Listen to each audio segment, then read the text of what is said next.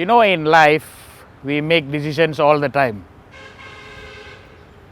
Did that?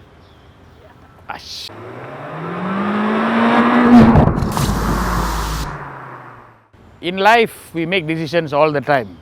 What to eat for breakfast, what color underwear to wear, and it just goes on and on and on. And at most times, these decisions, they come from the mind. But some decisions also come from the heart. The difference is that decisions that come from the mind, they are normally based on logic, sensibility and all that. And decisions that come from the heart, these are usually fueled by passion, emotion and all that. And similar to us, car companies are also the same. Of course, they are being run by human beings lah. So most cars, they are made to make sense, financial sense and all that. But there are also few cars like this new Mazda 3, which I can guarantee you came straight from the hearts of the guys in Mazda. Let me tell you why.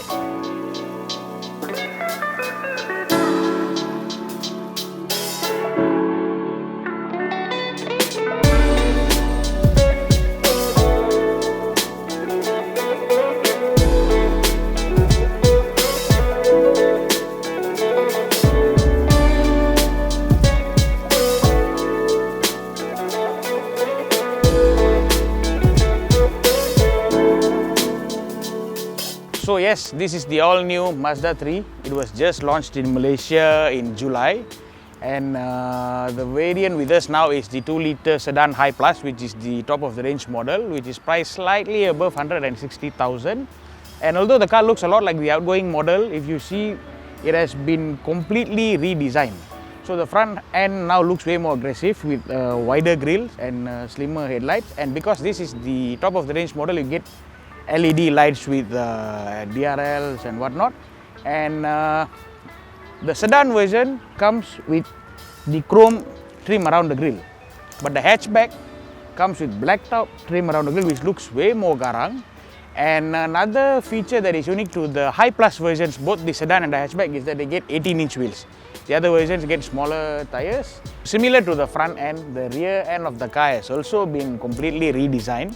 It looks quite different from the outgoing model. Now the car comes with LED taillights with circular elements, dual exhaust tips, and pretty much that's about it.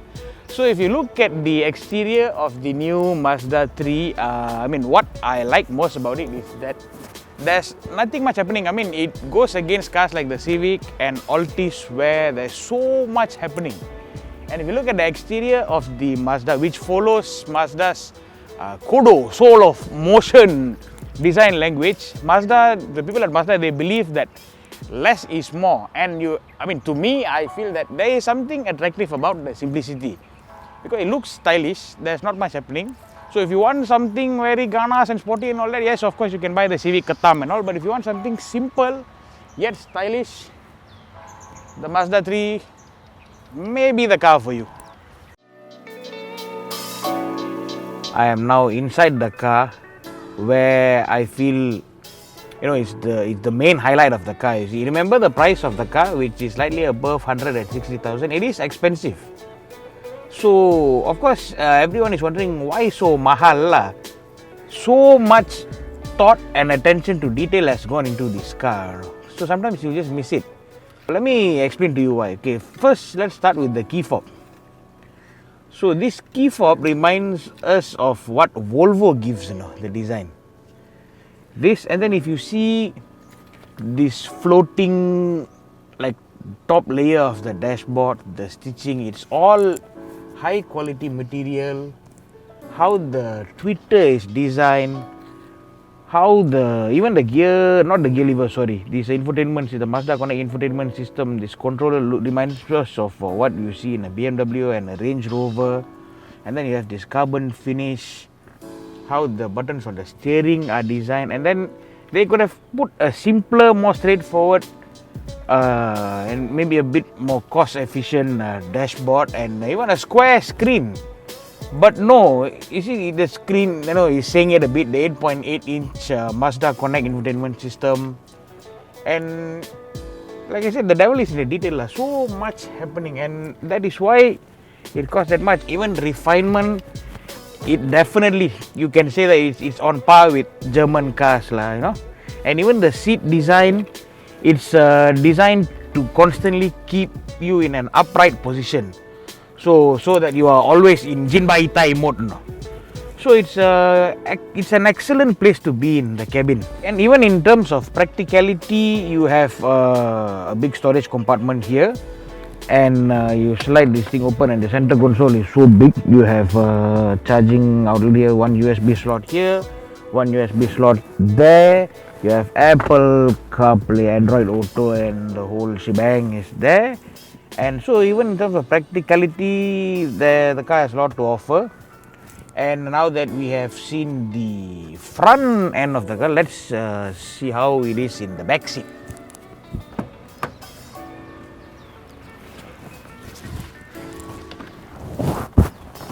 Ayo. As nice as it was in front, the rear, I have to say, is quite cramped up. I mean, I know I'm fat and all that, but I expected more space.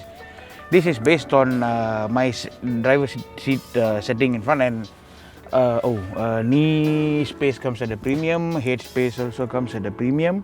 On the upside, yes, build quality, refinement and all that is top, but space is an issue. And if you look at its competitors like the Civic and even Vios for the matter, you get more space. And another thing which bothers me is the center console. Remember I showed you the big center console? See what happens when someone opens it from the front. Bro, can you open? Ow. Oh. So to open it, you have to slide it all the way back, and it will hit your knee, and then it will open. And bro, can you close it? Okay. Yes, I don't like that. Besides that, yes, you have rear aircon, vents and all that is good, but yeah, if space is what you are looking for, if rear seat space is what you are looking for, then this car may not be the one for you. Another thing I like about the Mazda 3 Sedan, the new one, is how big the boot is. You get 444 liters, which is quite big. It goes quite deep also, and if you want even more space, you can just fold the seat by pulling the lever here, and you get even more space. So storing things in the boot is not an issue at all. It's just the rear seat only lah, a bit cramped. But practicality wise, boot space, it exceeded our expectations. 444 liters is decent, good. Okay, so now I am driving the all new Mazda 3 2.0 Sky Active Sedan High Plus, the top of the range variant. It's powered by 2-liter Sky Active engine. It's the same engine as before. It makes 162 horsepower and 213 Newton meters of torque. So it has power, enough power.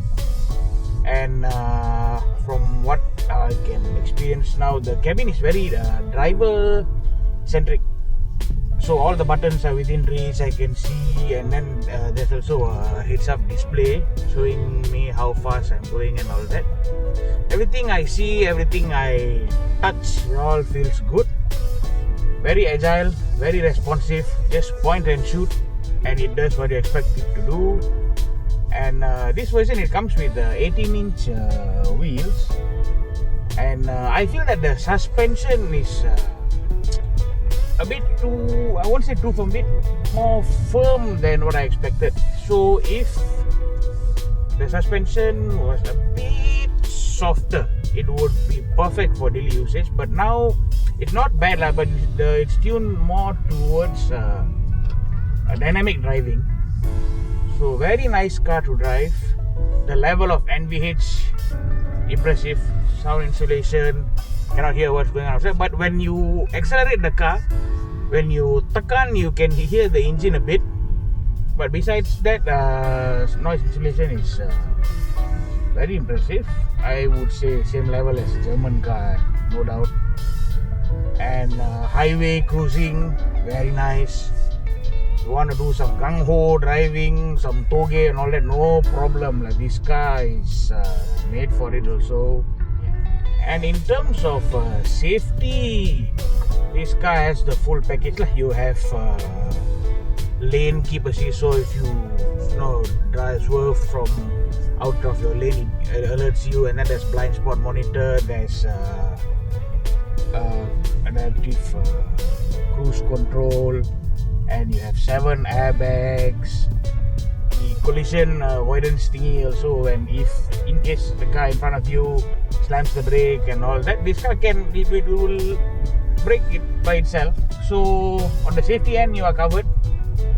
And the sound system, wow, superb. So in the front end, very comfortable place to be in, and then driver gets powered seat and all that, and then the tilt and telescopic steering, and even the steering design, you know how the buttons are designed and all that, very nice to look at. So in that sense, yes, lovely cabin, lovely car to drive. Compared to its competitors, I think it's the best driving one compared to the cars like the Civic, Altis and all that. I think even if you want to put it against the Germans also, cars like the Volkswagen and the BMWs and all that can match. Very nice to drive. Remember earlier I was talking about the suspension, how firm it is. So when you go into potholes and all that, yes, it's a bit bumpy. But I think if you want a more comfortable ride, you can go for the lower spec version, which comes with 16-inch tires. So 16-inch, a bit fatter tires. So in that sense, it'll be a bit more softer. So yes, very enjoyable car to drive.